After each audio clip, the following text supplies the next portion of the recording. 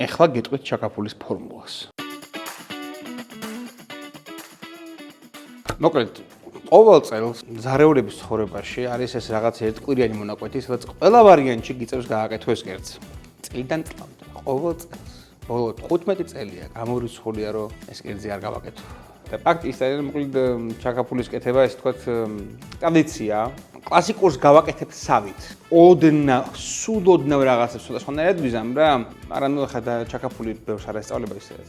ცოტა სხვანაირი ვარიანტი იყოს, მაგრამ ძირითადი ტექნოლოგია კლასიკური ის. ვთქვათ, უბრალოდ დაჭრის ხერხი შევცვალოთ რაღაცებს თუ შეიძლება. შეიძლება. როგორც წესი, ჩაკაფულში, დომინანტია ტარხუნა. იტყვის ხალხი ზოგი, რომ მხოლოდ ტარხუნაც საკმარისია.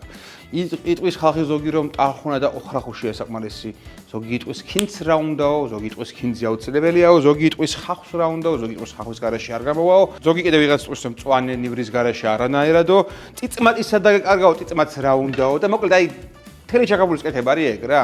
და მერე თალკი ბანაკი ბრძოლების, სადაც ჩაკაფული დაკეულის, ჩაკაფული ბატკანის რომელია ნაღდი, რომელი არა, ორივე ნაღდი, ორივე მოსულა, რაც სიამოვნებს ის მოსულა. ჩაკაფულში გინდა წიწმატი, იყოს წიწმატი. გინდა, რა ვიცი, მჟავუნა, იყოს მჟავუნა. ტყემალი გინდა, იყოს ტყემალი. ქაწითელი, წინანდალი იყოს. ნიშნულობა რა აქვს. თავარია გემრიელი იყოს და მოგეწონოს. ჩაკაფული და აღდგომა ერთმანეთის garaში შეუძლებელი რაღაცაა. ჩაკაფული და გაზაფხული ერთმანეთის garaში წარმოუდგენელი რაღაც. ამიტომ სააღდგომოდ ჩაკაფული სახლში უნდა იყოს. ეს ტარხუნა რო ცინცხალია და თან გაიაფებული. ნიორი. მწვანე ხახვი, კიდიკონა. ტარხუნას უბრალოდ ღერო გააძრეთ. 1-2 ჭრილობა მიაყენეთ, უბრალოდ, ბევრი არ ჭირდება.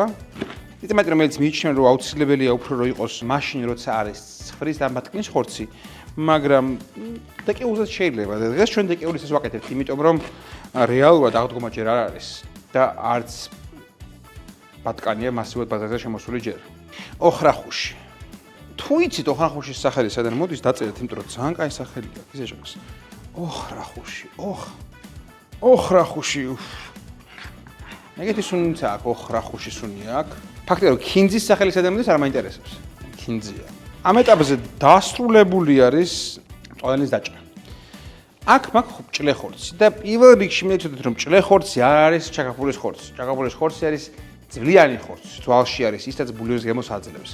მაგრამ ეს ცოტა სხვანაირი იქნება, ეს იქნება ბევრად უფრო მჟავე, უფრო ინტენსიური და თან ჭლეხორცებით, რომელიც დაიშლება უფრო ნაზადად, ვთქვათ რა. დიდი ნაჭრები, მოზრდილი ნაჭრები. რაც კლასიკურად ჩაკაფულზე არაა გათვლილი. ბარკლის ნაჭერი არის. ისგანაც კლასიკურად არ კეთდება ჩაკაფული, მაგრამ ჩვენ დღეს გავიდეთ ამ ნაჭრისგან, იმიტომ რომ გვინდა რომ ხორციანი იყოს და წვნიანი. ჩაკაფულს აქვს თავის ტექნოლოგიური პრინციპი და საფუძველი რა. პირველ რიგში მოურივად წვანილებს. ერთი აი მთა, რომელზეც მოვკვდები რა, კულინარული მთა. არის ის რომ ბევრი მწვანელი ძალიან არ უნდა რომ მეუნებიან. ამდენი მწვანელი რა თქმა უნდა ჩაკაფულს ხშირად იძახიან. მე მგონია რომ კარგი ჩაკაფული რომ მიიღო, მინიმუმ კილო მწვანელი მაინც უნდა იყოს 2 კილო ხორცზე. რატო ვიძახი მაგას? მწვანელის წვენი და ღვინო არის ისაც პირველ რიგში აძლევს სითხეს. ამ კერძს.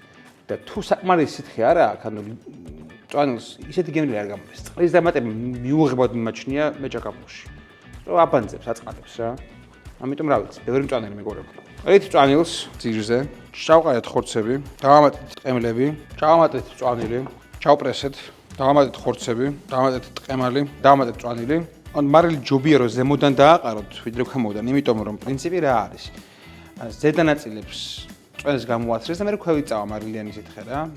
იმიტომ ზემოდან დააყარეთ. და ბოლოს ისევ ხორცი, ტყემალი, მარილი და დარჩენილი მწვანელი. ცოტა ტყემლის წვენი, კიდე 1-2-3 წელი ტყემალი და ყოველ კილო ხორცზე მინიმუმ 300 მლ ღვინო, თეთრი მშრალი, ან ქაწითელი, ან წიანდალი, ან მანავის მწვანე, ან თუნდაც გურული მწვანე შეიძლება. თეთრი მშრალი. იმას ახლა ურთავთ ცეცხლს და ფოლგით გერმეტულად ახურავთ სახურავს. და მოკლედ ვივიწყებთ რა. დაუბრუნდებით დაახლოებით 1 საათიდან 20 წუთში.